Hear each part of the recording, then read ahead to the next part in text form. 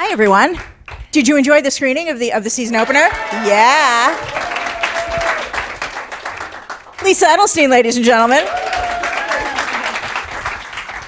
I had to wait for it to be official before I was allowed to enter. And this is required. So you're going to tell all your friends to tune in Thursday, August 17th at 10 p.m.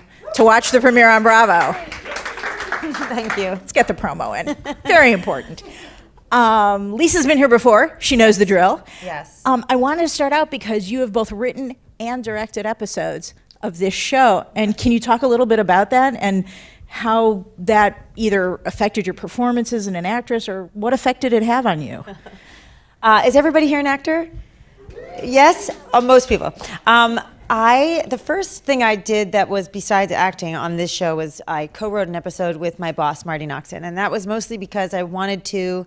She's very generous. She was very appreciative of everything that I did, and I took a risk. And I asked her if we could co-write an episode, and she was thrilled because she liked my ideas. So I got very lucky with that, and we did this episode. The very first day on set for a scene that I was not in, as the writer on set, I realized that no one gives a shit about the writer on set. As an actor, you get treated in a certain way that you might, if you're crazy, think is because you're special. But what it really is because you are an object that they need to have in place or else they can't do their job, right? So for that reason, you have someone following you around. If you have to go pee, you hear things like, "Number one is on the move." Like you're the president. Similar, except not as flattering somehow. People dress you. They take your shoes off and on. It's very what's the word when you're treated like a child? Infantilizing. Thank you. I hit 51 and I lost half my vocabulary. So it's in there somewhere. It's just harder to access. Anyway, it's very infantilizing, and I think it actually drives people insane after a while, or it has the potential to. So it's really healthy to get on a set and not be that person. What did directing an episode teach you? It taught me that I've been thinking about all those things all along, just nobody asked, because I was one of their most prepared directors. I had every detail in mind, and because I directed an episode so far into our show, I did it in season 5. I knew everybody really well. Everybody trusted me. I knew the actors. I knew their strengths. I knew their weaknesses. I just knew who they were, so I could communicate with them. And thankfully, they were not resistant, and in fact, I really enjoyed my direction, so that was very exciting. It was an interesting thing because as an actor, there are some directors who just move you around in space and just want you to say everything so they can focus on their job, which isn't really being directed. And then there are other directors who have great use of language and find a way to pull a performance out of you that you might not have expected yourself. So trying to learn a new language, an external language, from an internal practice was really interesting. I found that my directions were a little esoteric. I was trying to translate how I personally move through a scene to another actor who might move differently through a scene, right? So you have to remember who you're speaking to and how you know they work. And then you have to adjust accordingly. And so luckily, because I knew them so well, I was able to do that. And thankfully, because they trusted me, they were able to hear what I had to say. Is that something you'd want to do more of? Yeah, I actually just wrote a short film that I'm going to direct and be in that I'm hopefully shooting in the next couple of months. That's fantastic. And I'm developing a project for UCP that I'm co-writing. So what I want to be is a grown-up in this industry, and I've been working for a very long time.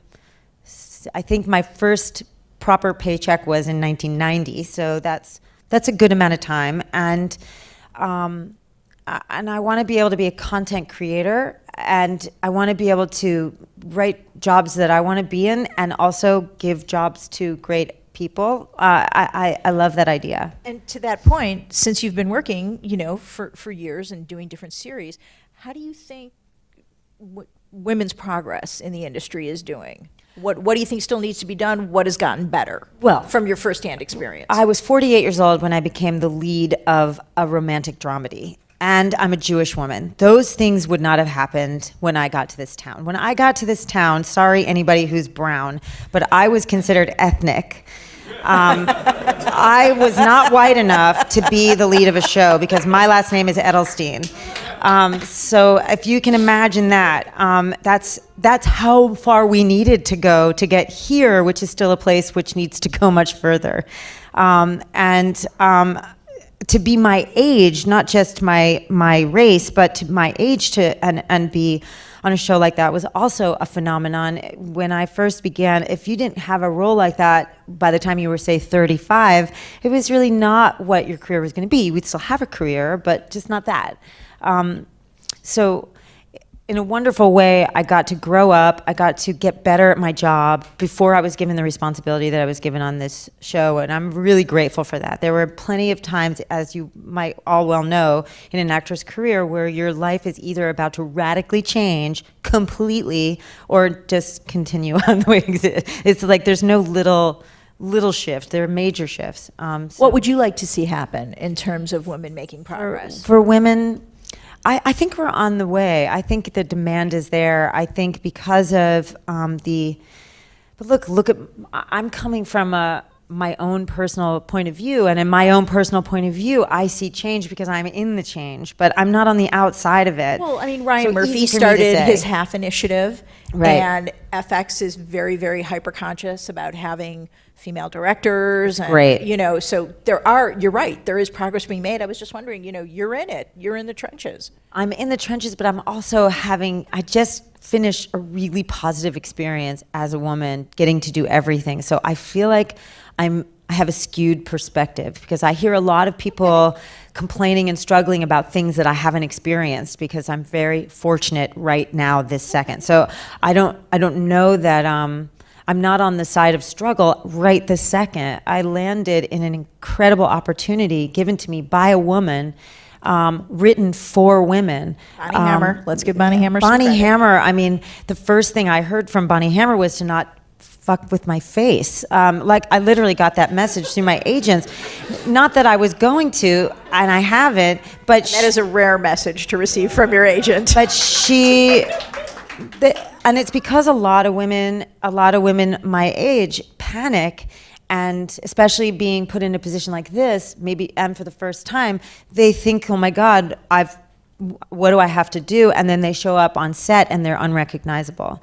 And that's a big problem. Or they're unshootable because their face is swollen and doesn't move. I mean, there's a lot of problems with that. And it's not to make fun of anybody, because I think we all have our struggles with aging, and certainly doing it on camera is you do it. It's even harder. It's even harder because high definition film and it shows more. It's unkind to anyone. It's unkind, and it's not actually what you look like in person. And so, a lot of people will say when you meet them in a department store how much younger and thinner you look in person. I know it's a compliment. I know they mean it that way, but it doesn't feel that way because you see like maybe 50 people in a day, and you're on television, you see 50 million people. So they all then think you're older and fatter. And so it becomes a sort of layered, complicated, and all you can say is thank you. I'd love to see that Lisa Edelstein frozen smile of, oh, thanks. I had one woman who was so sure that it was my sister that was on TV and not me. And I was like, no, my sister works at NASA. Like, she's not an actress, and we don't look alike. And she was like, oh, I get it. You wear a fat suit and aging makeup. And I was like, and by the way, this was 12 years ago. So God knows what she thinks now. I'm speechless now. Can you compare and contrast working on a procedural show like House versus doing Girlfriend's Guide to Divorce, which is at its heart, about these wonderful friendships among the women? I love long storytelling, and a procedural, there is a layer of long storytelling, certainly There were the some House storylines Cuddy running relationship. through, yeah. But that is a slow build. And I was his love interest, but I was third or fourth down the list of what each episode was about. Each episode starts with House, then it has the case, Right. then it has the team on the case, and then it has relationship.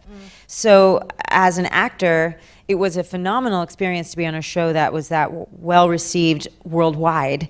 But on a day-to-day basis, it could be really frustrating because there were episodes when literally I will reenact an episode. Bonus. This is a door. House, need you.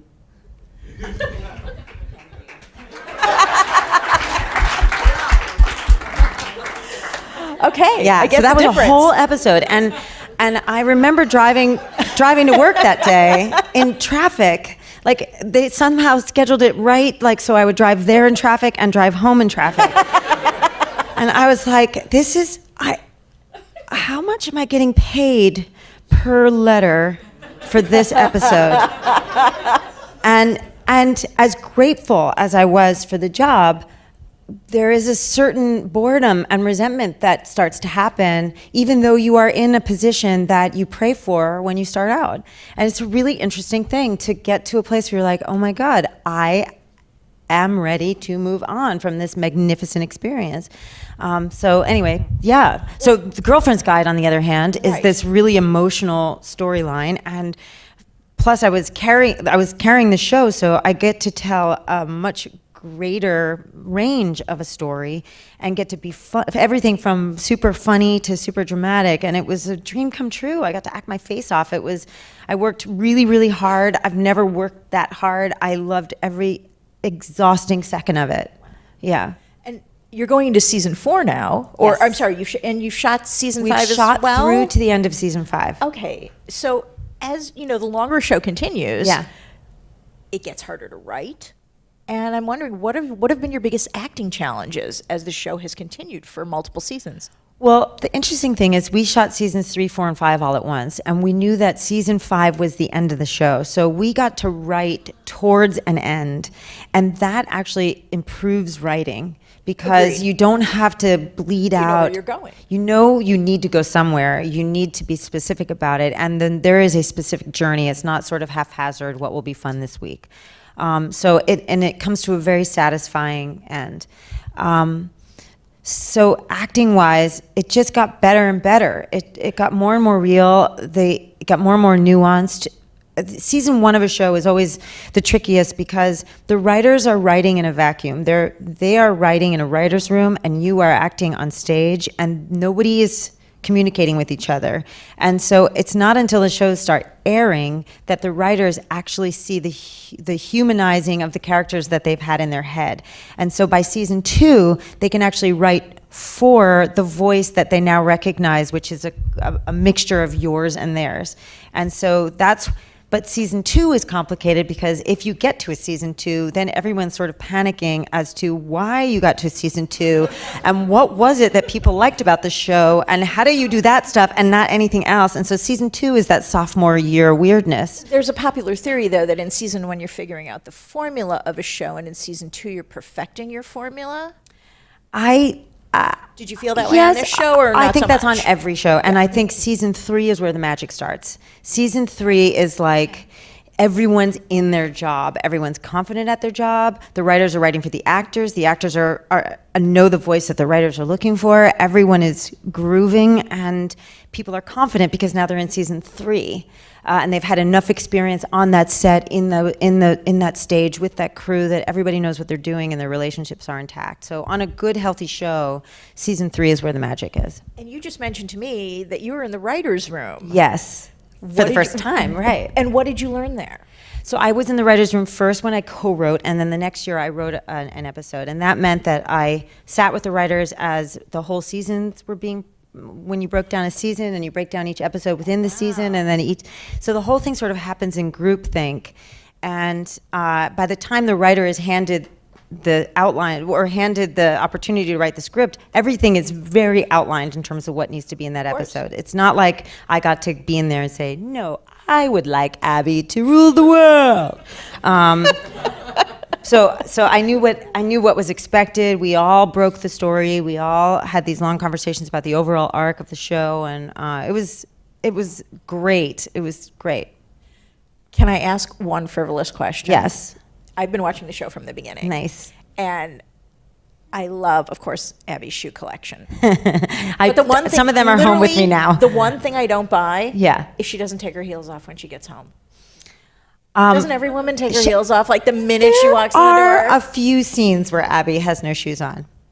Not a lot. Very few. But Abby is a fictional woman.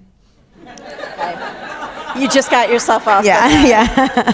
Well done, you. Yes, and in my fictional world, Abby likes to wear her heels at home when she's in tight jeans. Okay, fair enough.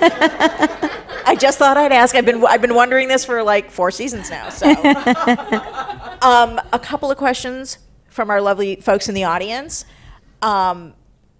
Did nerves, fear, or anxiety ever shake up your confidence on set or in a room with casting directors? And if so, how did you deal with it? Do you have any advice? I do have advice. It's true that, especially if for whatever reason this particular job you're auditioning for means something to you on a deeper level, that adrenaline can either really serve you or really knock you out. The most important thing that I learned along the way about auditioning is that I viewed it as a performance as much as any other performance is a performance.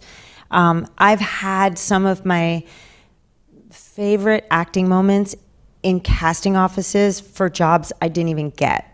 And that might be because the director gave me a direction that fueled a response I was not expecting, and yet I still wasn't right for the job. The one thing is that you go in there as you, and you are representing what you are in total, and nobody else can offer that. So your goal has to not be to get the job.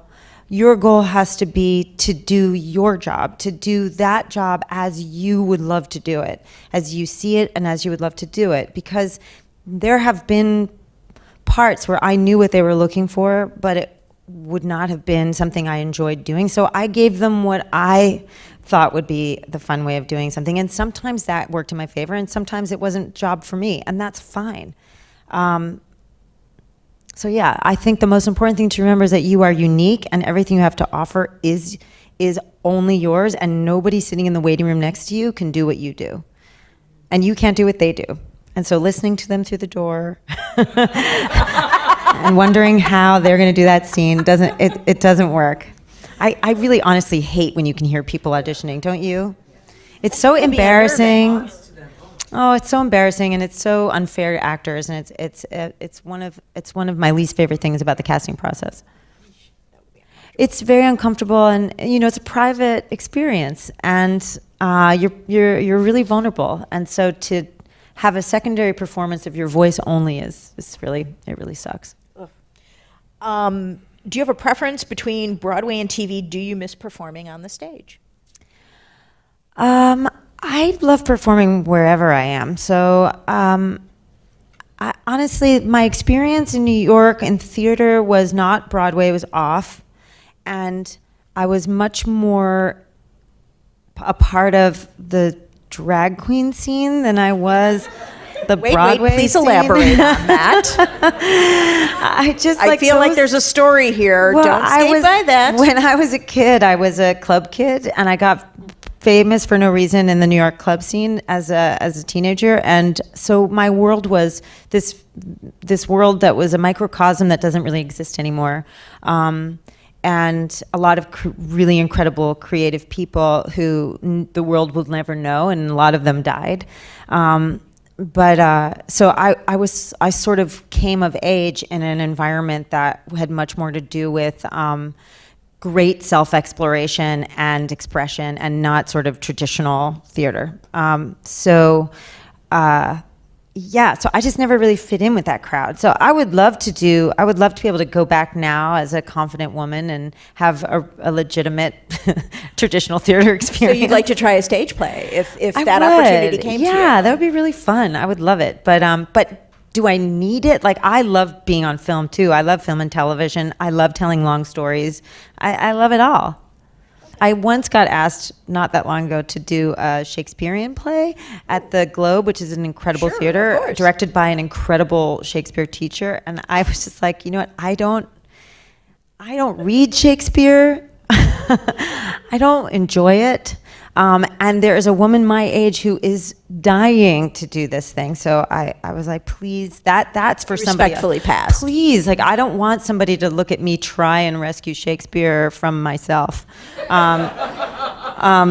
So that's where my limitation is. Yeah. Like there's a great stage comedy just waiting for you. I would love that. It would be amazing. I can feel that. Yeah, I hope so. I'd go see that show. It would be really fun. I love doing that. I love being on stage. And just because you're here, and I'm very curious, since you finished shooting, do you watch TV, and what do you watch? What do you like? I like Game of Thrones. I do watch all the Walking Deads. Yeah. I'm a little bit of a sci-fi nerd, but I watch Are there any comedies? Transparent. I watch my Casual. I watch Easy. I really love that show. Wow, okay. Yeah, I love it. And there's even some shows that I really don't like that I watch, which I won't name them, but I find that watching bad television is almost as educational as watching good television and film, because you Spoken like a true content creator. well, it's just, you go, what happened there? Why was that so bad? And then you watch great actors barely make it, and try to elevate a bad script, or bad actors destroy a decent script. And one time I did a movie for Lifetime, will remain nameless, and I call it the worst movie ever made. And what was interesting about it was during the writer's strike, and so we had no writer, but you were allowed to change dialogue in rehearsal if it wasn't working, was the rule of thumb at the time. So since I was in every scene, I rehearsed it every night and rewrote the dialogue, which wasn't really like kosher. But my goal was, at the time, was to make everyone sound like a human being talking, so that no one would ever remember seeing the movie. and it's good, nobody remembers the movie. But that's like, to me, sometimes what your job is. Like, how do I take this material and just humanize it when it's especially people with younger careers or who are character actors. You know, you walk onto a set and you're given this guest star arc, and it has to take this sharp turn at the end in order to satisfy, to make it end, or to help the story of another character who's regular. And so it's a very sharp turn to take, and it's a really interesting skill to have to nurture, because you see it a lot on like police procedurals, where suddenly a person who doesn't speak is admitting to this horrible crime that they committed. And it's really challenging, and it's an interesting and wonderful exercise, and you should always take it that way. Like, how do I find the humanity in this strange turn that I have to take? I have a corollary question to the guest star question. Have you been on Law and Order, and if so, how many Law and Order? I've never done Law and Order. I know, it's like a miracle. I thought everybody's been on Law and No, Order. because Law and Order really hit its stride when I was on House. Oh, then, okay. Yeah, and they were in New York. I guess it was SVU. mostly New York, Yeah, and so they used a lot of New York actors, and I was out here. Oh, okay. But yeah, New York actors, you play 5 different characters on Law and Order over the years. Exactly. It's paid a lot of rent. But no, I've never done that. What procedurals did I do? I did like a missing persons one. Okay. Can't remember. Without a Trace, thank you. I just thought of it. I did that. What other procedurals did I do? I did so many guest starring roles along the way. You did a lot of them. I can't even remember. And now that you have finished like season 5 of Girlfriend's Guide, what was your favorite thing about the job? everything, Okay. everything. I seriously felt, you know how like when your plane is descending to the runway and the flaps go down, and that's how I've been feeling for the last 4 years, just like flaps down, slow down. Don't miss any second of this, because I mean, it was a dream come true on every single level. It was wonderful people. It was a lead role. It was a role that I got to be everything, comedy and drama all combined. It was learning how to set the tone on a set, which if you don't know what that means, if you ever get the opportunity to, which I hope you do, to carry a show, your attitude will make or break everyone's experience. And I feel like, especially in our business, there are some people whose idea of success is to finally have the opportunity to torture other people, like they've been tortured.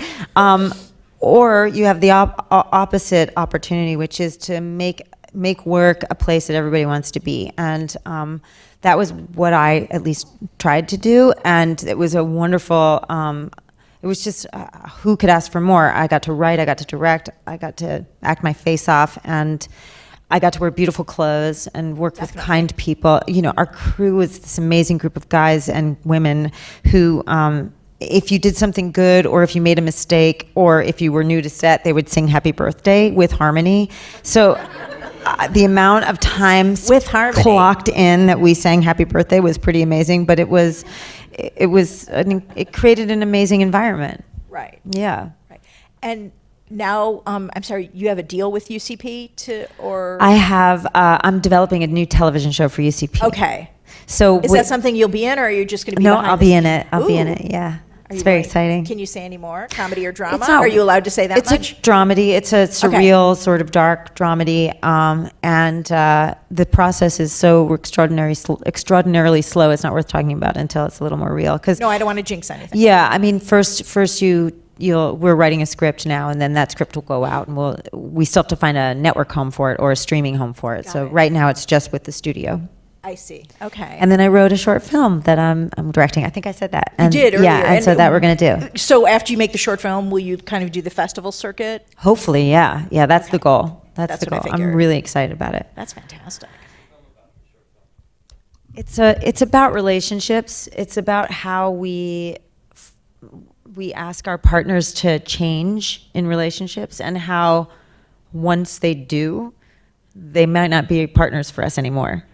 So it's an exploration of that in a sort of, again, a dark, surreal way. It's exciting.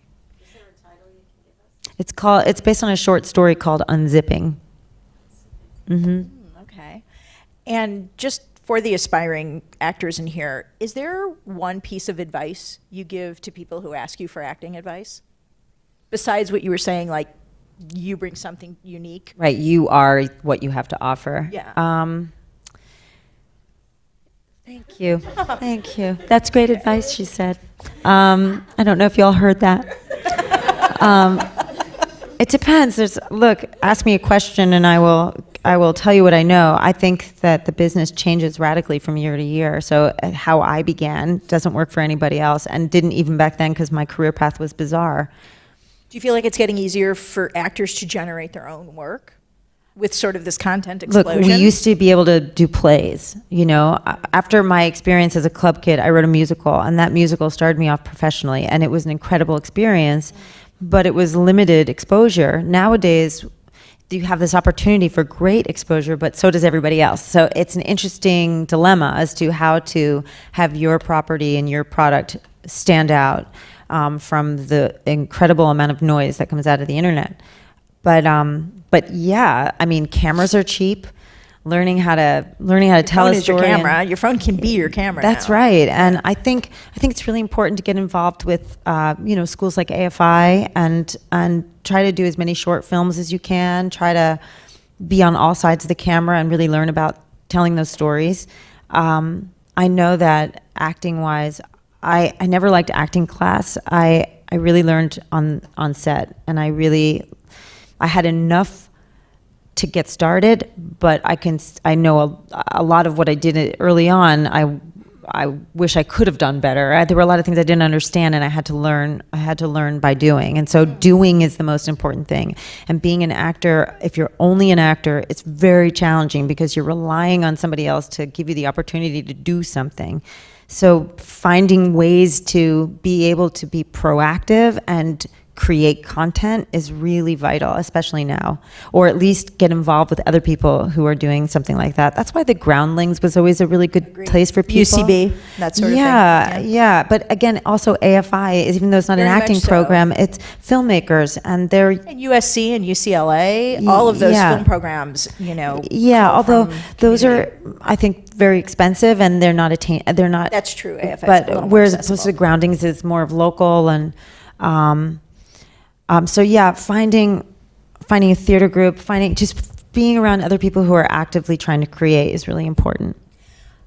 And I have to ask, as you were coming up, were there any actors, male, female, that you looked at and said, God, I'd love to have their career? Like that kind of career? Anybody who had a career, I was like, oh my God, that's so cool. But you can't look to other people because there were people that looked like that at me like that, even when I'd only done 3 jobs. You have to force yourself to stay in your own business because nobody else's business is your business, and it's too painful to compare. There are people who will always fail forward, and there are people who will never move forward. And it doesn't sometimes matter about talent. Sometimes it's access. Sometimes it's luck. Sometimes it's just the story of your life. So you have to.